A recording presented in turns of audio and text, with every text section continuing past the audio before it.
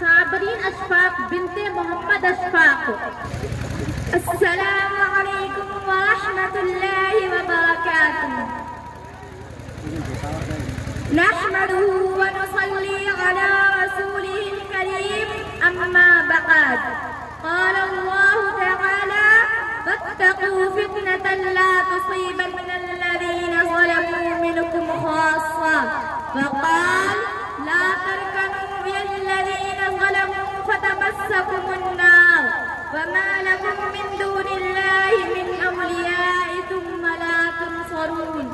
وقال رسول الله صلى الله عليه وسلم ألا تفعلوا تكن فتنة في الأرض وفساد عريض. صدر محترم حضرات حکم اور سامعین و سامعات، آج کے اس سالانہ انعام مقابلے میں میری تقریر کا عنوان ہے عصر حاضر کے فتنے اور ہماری ذمہ داریاں. جب بات سب پر آیا ہے تو محتاج بیان پھر کہاں ہے کہ یہ دور فتنوں کا دور ہے. آئے دن نئے نئے فتنے جنم لے رہے ہیں اور بڑے بڑے فسادات وقوع پذیر ہو رہے ہیں جو جہنم کے شعلہ کی مانند بھڑک رہے ہیں اور پورے ملک کو جلا کر خاکستر کر دینا چاہتے ہیں. صحابہ کرام رضی اللہ عنہم کے کارناموں پر پانی پھیر دینے اور ان کو لت سے منسیہ کر دینے پر تلے ہوئے ہیں. آج قسم قسم کے اسلام سوز، ایمان سوز، اخلاق سوز، حیا سوز اور انسانیت سوز فتنے ابھر رہے ہیں. مادیت، الحاد، قوم پرستی، خود غرضی، نبوت محمد صلی اللہ علیہ وسلم سے آنکھیں ملانے کے لیے ہم وقت تیار ہے. آج رسول اللہ صلی اللہ علیہ وسلم کے سرمایہ پر ڈاکہ ڈالا جا رہا ہے اور آپ کی لازوال و بے داغ شریعت کو داغدار کرنے کی بھرپور کوشش کی جا رہی ہے. اس کو مٹانے و فنا کرنے کے لیے طرح طرح کی سازشیں کی جا رہی ہے. ایسا محسوس ہوتا ہے کہ اس پر پوری قوم کافی ملت واحدہ بن گئی ہے. اگر آج امام ابو حنیفہ، امام شافعی، امام مالک اور امام احمد بن حنبل رحمہ اللہ ہوتے تو یقیناً وہ بھی اپنے فقہ کی تدوین کو روک کر اس مسئلہ کی طرف توجہ دیتے، اس کا حل تلاش کرتے اور اس سے نبرد آزم ہونے کے لیے ہمارے مسئلے کو مشغول ہو جاتے ہیں. معزز حاضرین و حاضرات، دنیا کے جس خطے پر بھی نظر دوڑائیے لادینیت کا ایک سیل روا ہے جو بڑھتا ہی جا رہا ہے. لا قانونیت کا طوفان اٹھ رہا ہے اور ساحل انسانیت سے ٹکرا رہا ہے. بدعات و خرافات اور رسم و رواج کے گھنیرے بادل چھائے ہوئے ہیں اور تسلسل کے ساتھ برس رہے ہیں. عیسائیت، بابیت، بہائیت اور قادیانیت کی تلاطم خیز موجیں جگہ جگہ اٹھ رہی ہیں، ابھر رہی ہے اور پوری انسانیت اس موجے تند جولا میں غوطہ زنی کر رہی ہے اور ہر فرد بشر کا نشے میں اس میں تاؤ بالا ہو رہا ہے. ایسے پراشوب دور اور نازک گھڑی میں ہم پر کیا ذمہ داریاں عائد ہوتی ہیں اور ہمارا کیا فرض بنتا ہے، جبکہ یہ مسئلہ ایک خدا قوم کا نہیں بلکہ پوری انسانیت اور خدا کی بھیجی ہوئی بے نظیر و بے مثال شریعت کا مذہب کا مسئلہ جو پیش ہے.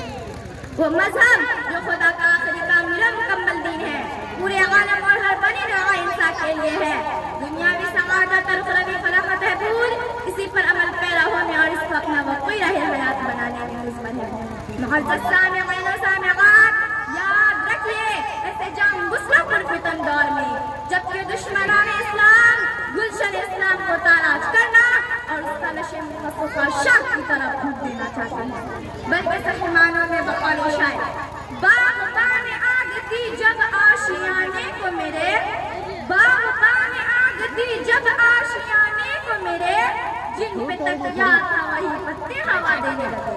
کہا سنا شاہ کھینچا ہوا ہے تو ہماری ذمہ داری ہے کہ سرفراشی کی تمنا اب ہمارے دل میں ہے، سرفراشی کی تمنا اب ہمارے دل میں ہے. دیکھنا ہے زور کتنا باز قاتل میں ہے، بڑھتے ہوئے اور شعلہ بن کر پھونک دے خاشاک غیر اللہ کو، شعلہ بن کر پھونک دے خاشاک غیر اللہ کو. خوف باطل کیا کی ہے مار گئے باطل بھی کی کا نعرہ مستانہ لگاتے ہوئے میدان جنگ میں اتر پڑے اور علمی و قلبی تمام صلاحیتوں کو باطل سے پنجہ آزمائی کرنے میں صرف کر دے اور فَمِنْهُمْ مَنْ وَضَعَ نَحْبَهُ وَمِنْهُمْ مَنْ يَنْتَظِرُ کا عملی مصداق بن جائے اور دشمنان اسلام سے اس طرح زور آزمائی کرے ان کے دل دہل جائے، کلیجہ کپا جائے اور ان کے کاشانوں میں زلزلہ برپا ہو جائے، وہ لرزہ براندام ہو جائے اور بھاگنا چاہے تو راہ فرار نظر نہ آئے، باطل کر رہ جائے اور اس کا سینہ شکر جائے. محترم حاضرین و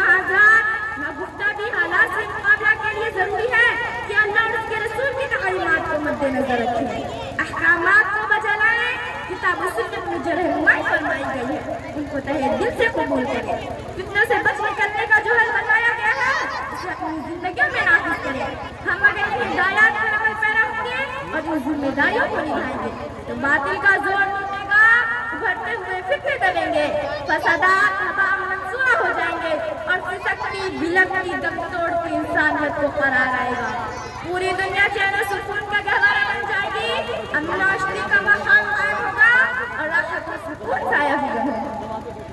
میں اپنی تقریر علامہ اقبال رحمہ اللہ کے اس شعر پر ختم کرتی ہوں۔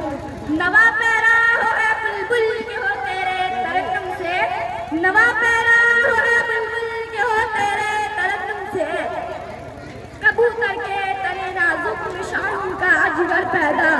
وآخر دعوانا الحمدللہ رب العالمین۔ السلام علیکم۔